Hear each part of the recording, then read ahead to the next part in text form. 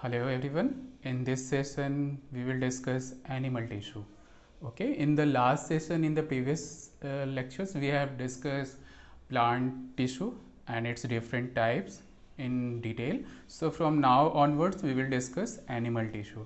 But before that, एक topic में xylem phloem के डिफ्रेंशिएशन पे एक डिफरेंस बिटवीन जाइलम और फ्लोएम का एक मैंने चार्ट किया है तैयार। तो लेट्स एक बार सम अप कर लेते हैं सारे जाइलम और फ्लोएम को एक टेबुलर फॉर्म के अंदर, ठीक है, ताकि अपने को रिवीजन के टाइम पे दिक्कत ना हो, है ना। एक ही कलेक्शन, एक ही जगह सब कुछ आ जाए। तो 5-6 पॉइंट्स हैं, एक बार ही हम जाइलम फ्लोएम्स का पहले देख लेते हैं, फिर एनिमल टिश्यू स्टार्ट करते हैं। ओके ना। ओके, सो ये है जाइलम और फ्लोएम के कुछ पॉइंट्स मैंने बना रखे हैं, एक एक करके देख लेते हैं, then we will discuss animal tissue. So in the first point, in the xylem side, it is written conduct water and inorganic salt, है ना। तो conduct water और inorganic salt के अंदर क्या आएगा कि from the root to the leaf raw material की तरह use करते हैं xylem, है ना। In the phloem side, it is written contain organic solute, है ना। food material को transfer करता है from leaf to the different part of the plant like root stems, है ना। तो वहाँ पे फ्लोएम का काम आता है। सेकंड पॉइंट, जाइलम के अंदर क्या लिख रखा है, conduction in one direction, in upward direction. तो कंडक्शन ऑफ वाटर जो होता है कहाँ से होता है, रूट से लीफ की तरफ, तो एक ही डायरेक्शन में जा रहा है, that is from downward to the upward, है ना।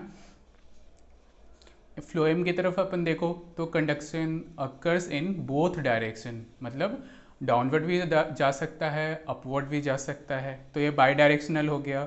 और जाइलम का कंडक्शन कैसा हुआ, यूनी डायरेक्शनल। यूनी डायरेक्शन मतलब एक डायरेक्शन में, और बाई डायरेक्शनल मतलब दो डायरेक्शन में, ठीक है। थर्ड पॉइंट जाइलम की तरफ क्या लिख रखा है कि कंडक्टिंग एलिमेंट्स जो होंगे जाइलम के, वो कौन से होंगे, ट्रैकेड एंड वेसल्स। अगर किसी ने अपन से पूछ लिया कि ठीक है जाइलम तो करता है कंडक्ट, तो क्या सारे जाइलम के सारे जो 4 टाइप्स हैं सब इसमें पार्टिसिपेट करते हैं, तो अपन कहेंगे नहीं, स्पेसिफिकली ट्रैकेड और वेसल्स है जो डायरेक्टली इसमें इन्वॉल्व हैं, ठीक है। फिर फ्लोएम की तरफ देखें अपन तो कंडक्टिंग एलिमेंट्स कौन से होंगे, सीव ट्यूब एलिमेंट्स, ठीक है। कंपेनियन सेल में डाल देना, सीव ट्यूब एलिमेंट होंगे फ्लोएम के अंदर कंडक्टिंग एलिमेंट्स, ठीक है। फिर जाइलम के अपने को पता है कितने टाइप्स होते हैं, दैट इज मतलब टाइप्स नहीं को, मतलब different component, different parts of the xylem. तो उसके अंदर पहला कौन सा है, ट्रैकिड है, फिर वेसल्स है, फिर जाइलम पैरेन्काइमा, फिर जाइलम फाइबर है ना। कंपोनेंट्स अगर फ्लोएम के अंदर अपने को देखना हो तो it will be sieve tube, companion cell, phloem parenchyma और फ्लोएम फाइबर। तो ये 4 इधर भी और 4 उधर भी, याद तो हो गए होंगे अभी तक, है ना। Next point, only xylem parenchyma is living. ये बहुत इंपॉर्टेंट है, डिस्टिंग्विश है कि एमंग जाइलम के जितने कंपोनेंट्स हैं उस कंपोनेंट्स के अंदर अपने को देखा जाए तो जाइलम के vessels, tracheid, xylem parenchyma, xylem fibre, तो सारे के अंदर क्या अपन देखते हैं कि सिर्फ लिविंग पार्ट कौन है, वो है जाइलम पैरेन्काइमा, ठीक है। और बाकी सारे डेड होंगे, ठीक है। एक बात हमेशा ध्यान रखना प्लांट टिश्यू के अंदर कि जहाँ भी पैरेन्काइमा वर्ड आएगा उसका मतलब ही हुआ कि वो लिविंग है, एक्टिव डिवीजन है वहाँ पे होगा, ठीक है। दूसरी बात है फ्लोएम के अंदर, फ्लोएम के अंदर सारे पार्ट्स इसके लिविंग होते हैं सिवाय एक, ठीक है। तो except phloem fiber, every component of the phloems are in living state, ठीक है। तो सीव ट्यूब कैसे होंगे, लिविंग होंगे, कंपेनियन सेल भी लिविंग होंगे, और फ्लोएम पैरेन्काइमा भी लिविंग होगा, ठीक है। तो यहाँ पर डिफ्रेंसिएशन क्या आ रहा है, जाइलम के अंदर एक डेड है, डैट इज जाइलम फाइबर, और फ्लोएम के अंदर एक लिविंग है, that is phloem fibre. Now the last point एक जो है वो ये है कि xylem provide mechanical strength also apart from conduction of water and mineral salts. Xylem क्या करता है, सपोर्ट करता है प्लांट के स्ट्रक्चर के मैकेनिकल स्ट्रेंथ प्रोवाइड करने में, जबकि फ्लोएम का ऐसा कुछ सपोर्टिव नेचर का कोई काम नहीं होता है, ठीक है, ऐसा कोई फंक्शन नहीं है इसका। फ्लोएम का एक ही फंक्शन है, that is it conduct food from या organic solutes from the leaf to the different parts of the plant body, ठीक है। तो ये एक समअप मैंने करने की कोशिश की है किसके, जाइलम और फ्लोएम का, सो डैट कि अगर अपने को एक बार कोई रिवीजन करना हो तो अपन यहाँ से कर सकते हैं, और अपने और डिटेल में पढ़ना हो तो अपने लेक्चर के अंदर तो डिटेल डिस्कशन हो ही रखी है ना। तो ये हो गया, इसी के साथ अपना क्या हुआ, प्लांट टिश्यू खत्म होता है ना। तो अब अपना नेक्स्ट टॉपिक स्टार्ट करते हैं, डैट इज एनिमल टिश्यू।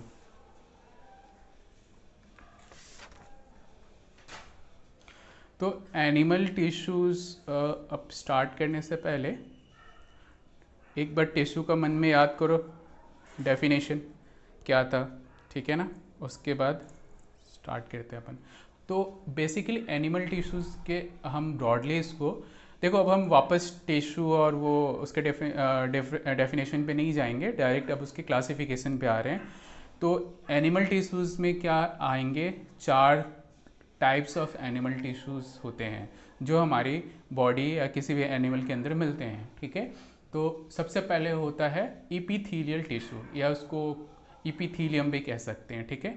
दूसरी होती है connective tissue, and third one is muscular tissue, and the fourth one is a nervous tissue, ठीक है। इपीथीलियल टिश्यू में कौन कौन से आएंगे, कनेक्टिव में क्या आएंगे, उनका फंक्शन क्या होगा, कैसे होते हैं, ठीक है, अगर उनके क्या और भी डिफरेंट टाइप्स हैं, तो वो सारे डिस्कशन हम एक एक करके सारे को करेंगे, ठीक है। तो अपन स्टार्ट करेंगे पहला अपना एपिथेलियल टिश्यू से, ओके। सो एपिथेलियल टिश्यू क्या होता है, ठीक है। देखो भाई, ये क्या है, सबसे पहली बात है हमारी बॉडी की कवरिंग जो भी होती है ना, वो मोस्टली एपिथेलियल टिश्यू के होते हैं, ठीक है, कवरिंग टिश्यू का काम करते हैं। बेस्ट एग्जांपल आप देखो, स्किन है ना, ये स्किन क्या करता है, हमारी बॉडी को बाहर के आउटर इन्वायरमेंट से आइसोलेट करता है, ठीक है। इसके जो भी कंटेंट है बॉडी को, उसको ये बाहर वाले इन्वायरमेंट से बचा के रखता है, बैरियर की तरफ काम करता है, ठीक है। बाहर वाले इन्वायरमेंट से इन्फेक्शन से भी बचा सकता है ना। तो इस बाहर के टेम्परेचर से भी बचाता है। तो skin is the best example of epithelial tissue.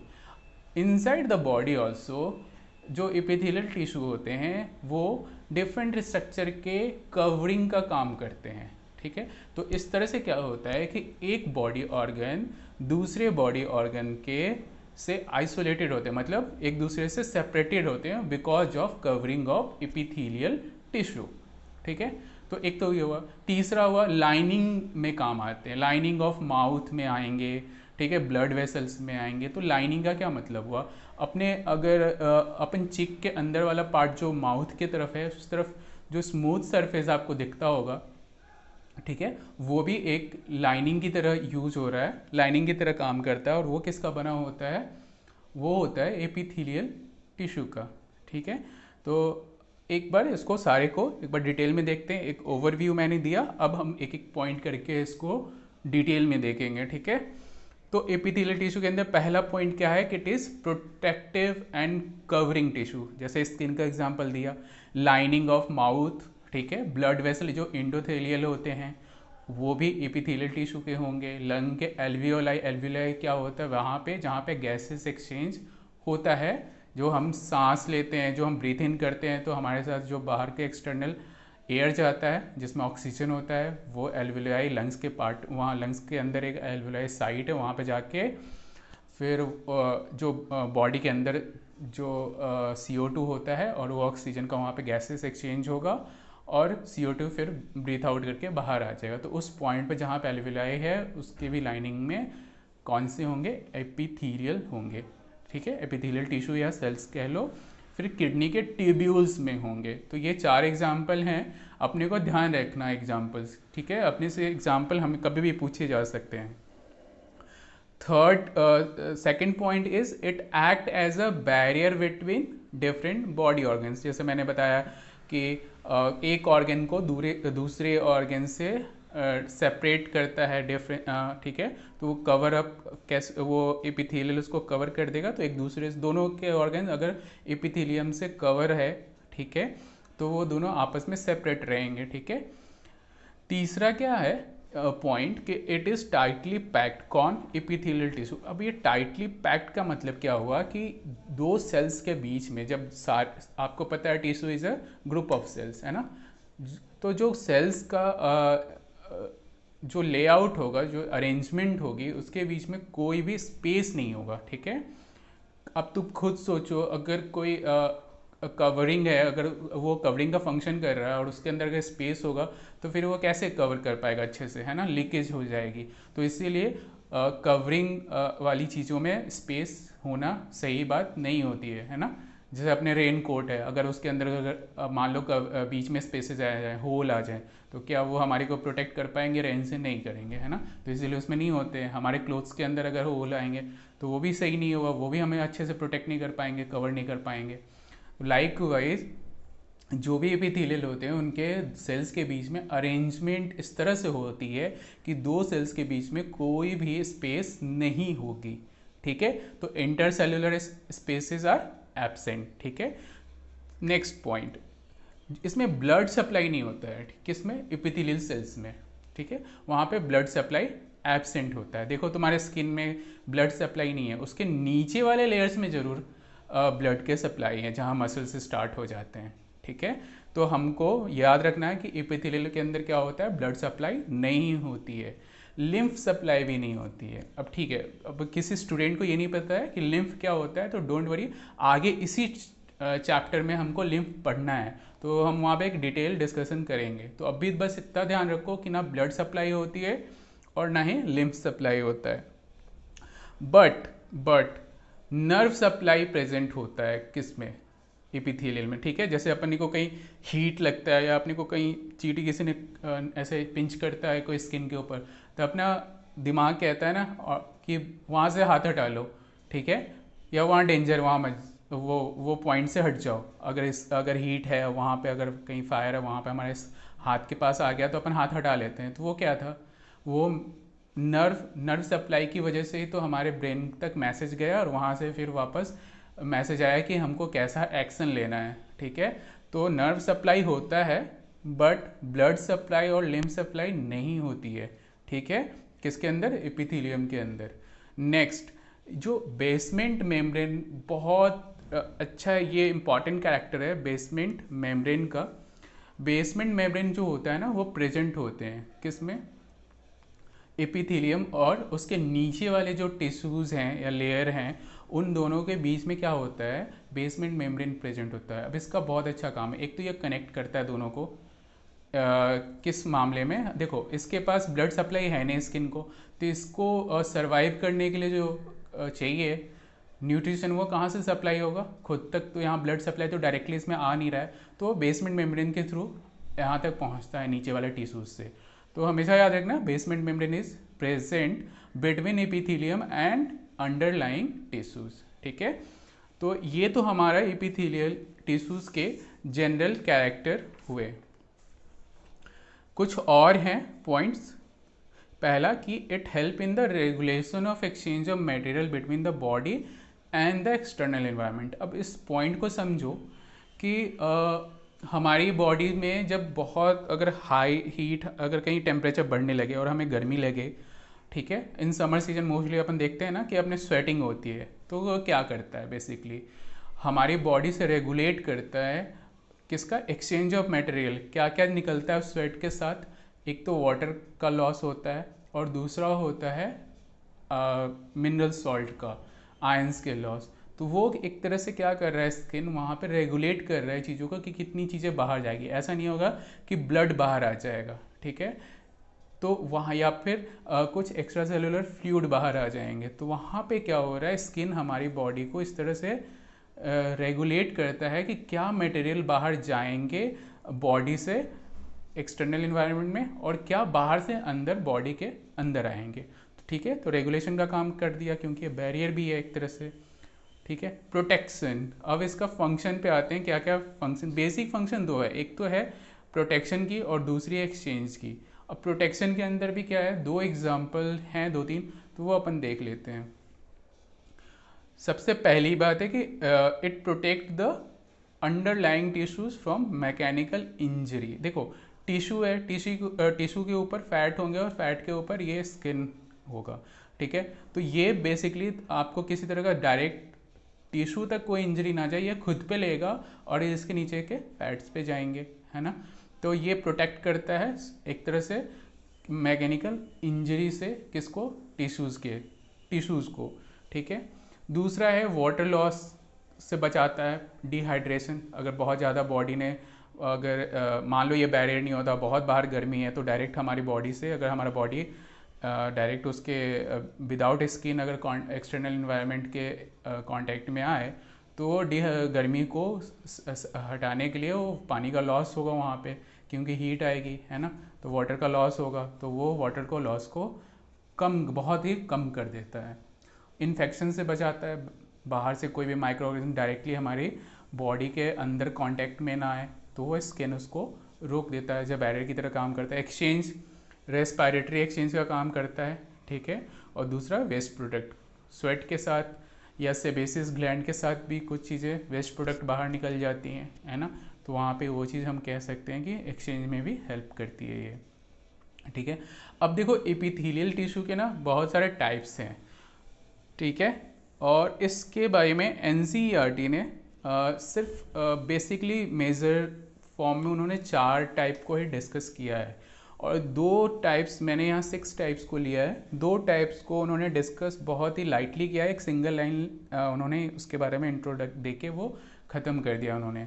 तो बेसिकली फर्स्ट 4 जो हैं स्ट्रेटिफाइड तक, स्ट्रेटिफाइड एपिथेलियम तक, तो एनसीईआरटी ने यहाँ तक डिस्कस किया है, और सिलिएटेड और ग्लैंडुलर का बस मॉडिफिकेशन बता के ख़त्म कर दिया है ना।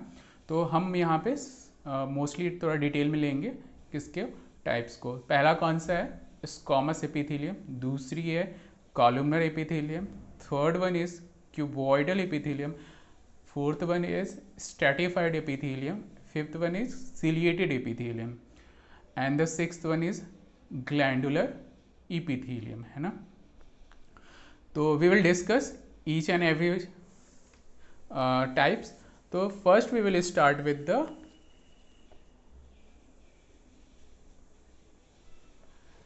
Squamous epithelium, okay. तो सबसे पहले देखो स्क्वामस एपिथेलियम के अंदर सबसे पहले अपन क्या करेंगे, इसकी स्ट्रक्चर को देखेंगे कि किस तरह के स्ट्रक्चर है इसकी, ठीक है। तो स्क्वामस एपिथेलियम के अंदर फर्स्ट वी विल फाइंड कि जो भी सेल होंगे ना, स्क्वामस एपिथेलियम के जो सेल होंगे वो कैसे होंगे, फ्लैट होंगे। मैंने ट्राई किया है करने की, पर as you know my drawings are not good, तो मैंने बस ट्राई किया है कि एक रफ आइडिया आपको मिले। तो दीज आर ऑलमोस्ट फ्लैट, ठीक है, थिन होंगे, बहुत ही पतले होंगे और डेलिकेट सेल होंगे, ठीक है। तो अगर अपने से कोई पूछ ले कि स्क्वामस एपिथेलियम के अंदर कैसे सेल्स अपने को मिलेंगे, तो सबसे पहले ध्यान रखना फ्लैट मिलेंगे, ठीक है। दूसरा थिन होंगे और तीसरा डेलिकेट होंगे। नेक्स्ट पॉइंट, इनकी जो अरेंजमेंट होगी, एज यू नो कि एपिथेलियम है तो सेल्स, 2 सेल्स के बीच में गैप या स्पेस प्रेजेंट नहीं होगा, है ना। तो intercellular spaces will be absent. तो उस वजह से क्या होगा कि जो 2 सेल्स होंगे वो बिल्कुल आपस में कनेक्टेड होंगे, कोई स्पेस नहीं होगी। तो इनकी जो अरेंजमेंट होती है ना, वो ऐसे होती है, एज टू एज होती है, ठीक है। वन एंड, एक का एंड करेगा तो दूसरे का उस एंड से स्टार्ट करेगा, ठीक है। तो इसको कहते हैं अपन edge to edge arrangement of the cells. और ये मोस्टली इनको कवर करना है, तो एक पतले थीन शीट के फॉर्म में इनका अरेंजमेंट होगा, ठीक है। ये सेलेक्टिवली परमिएबल होंगे। अभी जैसे हमने डिस्कस किया था ना स्किन का, कि बहुत वो रेगुलेट करती है कि चीज़ कौन सा अंदर आएगा कौन सा बाहर जाएगा। तो वहाँ वो क्या है, परमिएबिलिटी, जो अंदर जाने का जो है वो सेलेक्टिव है, वो चुन के भेजेगा कि हाँ ये पर्टिकुलर चीज़ जाएगी और ये नहीं जाएगी, ठीक है। अपन को याद है ना 3 टाइप ऑफ परमिएबिलिटी होती है, permeable, non permeable, semi permeable, selective permeable, है ना।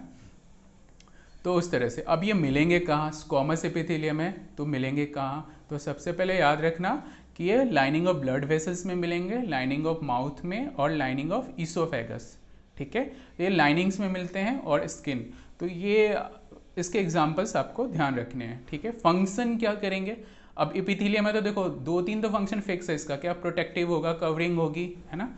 तो फंक्शन होगा कवरिंग और प्रोटेक्टिव होंगी, तो क्या होगा, मैकेनिकल इंजरी से बचाएंगे ये हमारे को, ठीक है।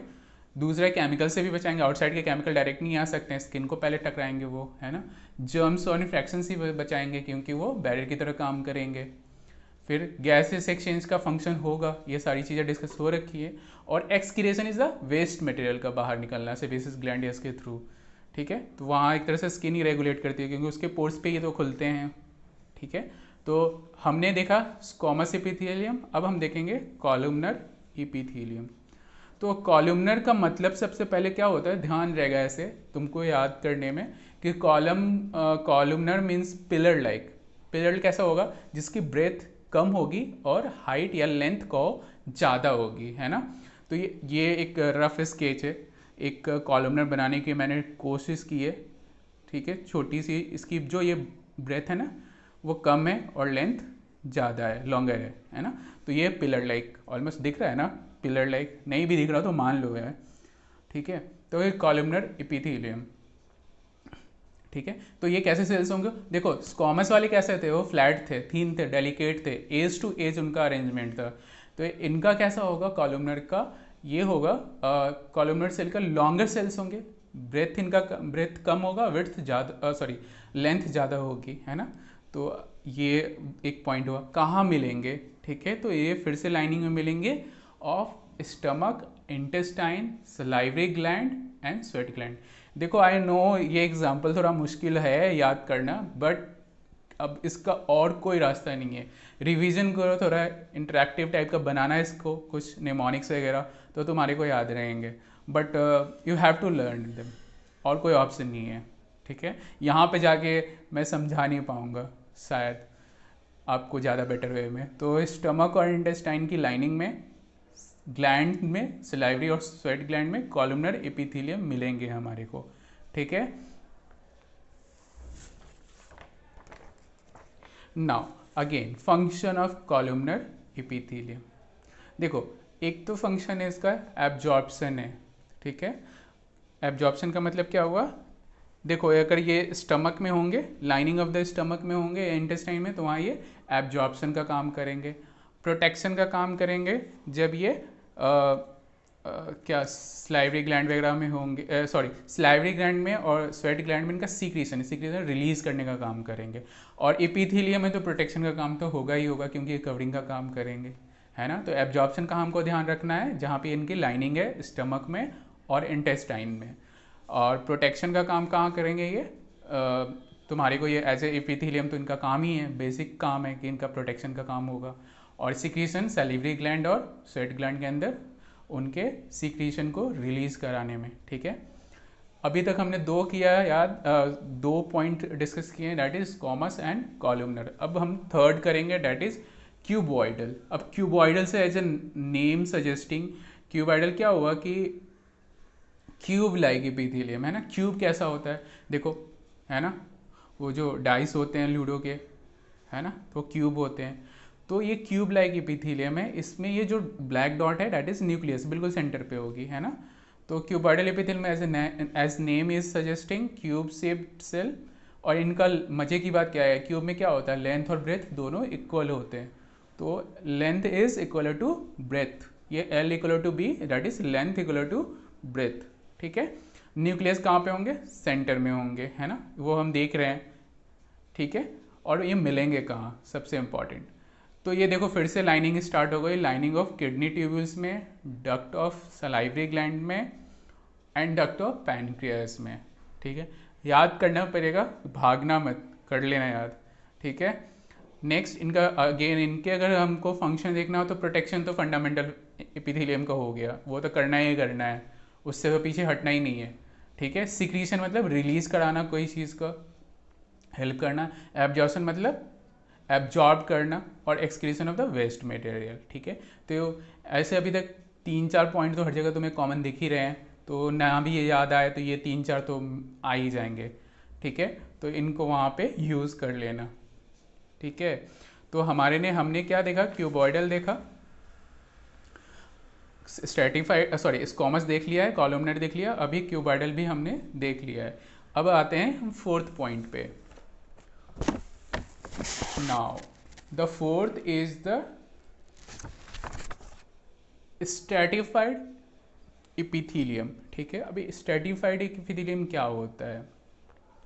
जो स्क्वामस सेल है ना, तुमको याद है स्क्वामस सेल, तो स्क्वामस सेल में क्या होता है कि जब वो तो सिंगल सेल होते हैं, है ना। हमारे जो स्क्वामस सेल थे वो कैसे थे? वो ऐसे थे, फ्लैट थे, थीन थे, डेलिकेट थे, सिंगल अरेंज थे कवर लाइक में, तो इसको हम स्क्वामस सेल कह दिया। अगर बहुत सारे स्क्वामस सेल एक दूसरे के ऊपर अगर अरेंज हो जाएंगे लेयर्स में, तो वो बन जाएंगे स्ट्रेटिफाइड एपिथेलियम। ठीक है, तो हम यहाँ देख रहे हैं स्ट्रेटिफाइड एपिथेलियम, स्क्वामस और एनी सेल। क्यूबॉइडल भी एक के ऊपर एक अगर मल्टी लेयर्ड में अरेंज है ना, तो हम उनको भी स्ट्रेटिफाइड क्यूबॉइडल या कॉलमनर ऐसे बोलेंगे। तो स्ट्रेटिफाइड मतलब क्या हुआ? इसका मतलब ये हुआ कि एक लेयर के ऊपर सेम टाइप के सेल के डिफरेंट लेयर एक के ऊपर एक अरेंज्ड हैं। ठीक है, तो squamous is any cells are arranged in many layers. ठीक है, वन अबव द अदर। ठीक है, एम आई क्लियर? इतना तो समझ में आ रहा होगा ना। नाउ इनका क्या काम है भाई? इनका काम है वियर और टीयर रोकना। कैसे? मान लो ऊपर वाला अगर लेयर खराब हो गया, मतलब इंजरी हुई, डैमेज हुई, कुछ भी हो गया और वो डिप्लीट होने लगा, तो नीचे वाला तो लेयर है ना, तो वो तो बचा लेगा जब तक नया डेवलप ना हो। ठीक है, तो ये वियर और टीयर में हेल्प करते हैं। कौन करते हैं? Stratified epithelium. ठीक है, और तो इनको कहाँ मिलेंगे? जहाँ पे सबसे ज़्यादा वियर टीयर होगा डेली लाइफ में, वहाँ पे ये मिलेंगे अपने को। तो जो एपिडर्मिस ऑफ स्किन, कहीं भी अपन टकरा जाते हैं, दीवार पे लग गई तो डैमेज हो जाता है ना, तो फिर हीलिंग होता है, तो एपिडर्मिस ऑफ स्किन। दूसरा लाइनिंग ऑफ माउथ कैविटी। तो स्ट्रेटिफाइड एपिथेलियम हमने देख लिया। Basically it is a multi layered arrangement one above another of the same type of cells. ठीक है ना, इसके फाउंड कहाँ होता है वो सब तो अपन ने देख लिया। वियर टीयर्स का फंक्शन हो जाएगा, प्रोटेक्ट करता है फ्रॉम वियर टीयर। अब next one is a ciliated epithelium. ठीक है, तो सीलिएटेड एपिथेलियम, जैसे सीलिया वर्ड से आ रहा है ये, सीलिएटेड एपिथेलियम। तो अपन इसको देखेंगे कहाँ में, कौन से सेल्स में मिलेंगे ये हमारे को मिलेंगे क्यूबॉइडल, कॉलमनर, दोनों सेल्स में मिल सकते हैं। तो वहाँ पे इसका अगर क्यूबॉइडल में मिलने वाला है तो अपन कहेंगे सिलिएटेड क्यूबॉइडल एपिथेलियम, या सिलिएटेड क्यूबॉइडल। अगर सिंगल सेल की बात करेंगे तो सिलिएटेड क्यूबॉइडल सेल, और कॉलमनर में तो सिलिएटेड कॉलमनर सेल। ठीक है, अब अपने को पता है ना क्यूबॉइडल सेल कैसे होते हैं, क्यूब लाइक होते हैं, और कॉलमनर सेल कैसे होते हैं, पिलर लाइक होते हैं ना। तो अब होता क्या है इसके अंदर क्या होगा, जो सेल होगा उसके अंदर बहुत सारे न्यूमरस, मतलब बहुत सारे, थिन का तो पता है बिल्कुल पतले पतले, और बहुत ही डेलिकेट हेयर लाइक प्रोजेक्शन उसके सरफेस से अराइज होंगे। कौन से सरफेस से? Arises from the outer free surface of cell, तो उसको हम क्या कहते हैं? सीलिया। ठीक है, अगर वो कॉलमनर सेल के फ्री सरफेस से बहुत सारे hair like thin and delicate cells अगर अराइज होते हैं तो अपन उसको कहेंगे सिलिएटेड कॉलमनर सेल। ओके, अगर क्यूबॉइडल सेल के आउटर फ्री सरफेस से अगर बहुत सारे न्यूमरस, पतले पतले, थिन, बहुत ही डेलिकेट अगर हेयर लाइक प्रोजेक्शंस अगर अराइज होते हैं, वहाँ से ग्रोथ करते हैं, तो अपन कहेंगे उसको सिलिएटेड क्यूबॉइडल सेल। ठीक है, am I clear? Ciliated epithelium क्या हुआ? सबसे पहली बात क्या है भाई कि क्यूबॉइडल एपिथेलियम के अंदर भी मिल सकता है और कॉलमनर एपिथेलियम के अंदर भी होता है। ठीक है, दूसरी बात, सिलिएटेड क्यों कहा? क्योंकि इसके पास सीलिया होता है। अब ये सीलिया होता क्या है? सीलिया क्या होता है? एक बहुत सारे नंबर में होता है, थिन होता है, डेलिकेट होता है, ठीक है, और हेयर लाइक प्रोजेक्शंस होते हैं। ठीक है, हाँ, जैसे हमारे बाल हैं कैसे हेयर लाइक प्रोजेक्ट, तो वैसे उस तरह के प्रोजेक्शन होंगे। और ये अराइज कहाँ से करेंगे? तो it arises from the outer free surface of the cells. ठीक है। तो इस तरह को जो मिलेगा, जिस टाइप के सेल में मिलेगा उसके आगे हम सीलिएटेड लगा देंगे। मोस्टली ये कॉलमनर या फिर क्यूबॉइडल सेल्स में मिलता है। कौन सा? सीलिया। ओके, नाउ अब ये मिलेंगे कहाँ? Fallopian tube, that is in human female reproductive system के अंदर फेलोपियन ट्यूब होता है, जहाँ पे फर्टिलाइजेशन होता है मेल और फीमेल गैमेट्स का, तो वहाँ पे ये होते हैं, ठीक है। दूसरा ये ट्रैकिया जो हमारा विंड पाइप है उसके अंदर ये मिलते हैं, ठीक है। सिलिएटेड कहाँ मिलेंगे? फेलोपियन ट्यूब में, ठीक है। दूसरी क्या होती है? Wind pipe. फेलोपियन ट्यूब कहाँ होता है? फीमेल के यूट्रस में, ठीक है। तो वहाँ पे फर्टिलाइजेशन होता है मेल और फीमेल गैमेट का, तो फर्टिलाइजेशन के बाद जो जायगोट बनता है उसके ट्रांसपोर्टेशन में ये हेल्प करते हैं, ठीक है। और विंड पाइप क्या हो गया? ट्रैकिया, ट्रैकिया में ये मिलते हैं। इनका फंक्शन भी एक बार देख लो, तो ये क्या करेंगे? Help in the movement of mucus और स्पर्म। स्पर्म कहाँ है? फेलोपियन ट्यूब में, ठीक है। वहाँ पे स्पर्म के मूवमेंट में हेल्प करेंगे। तो ये कौन हो गए? हमारा सिलिएटेड एपिथेलियम, ठीक ना। अब देखो हमारा सिलिएटेड एपिथेलियम तो खत्म हो गया। अब हम जो नेक्स्ट टॉपिक करेंगे वो हम करेंगे कनेक्टिव टिश्यू।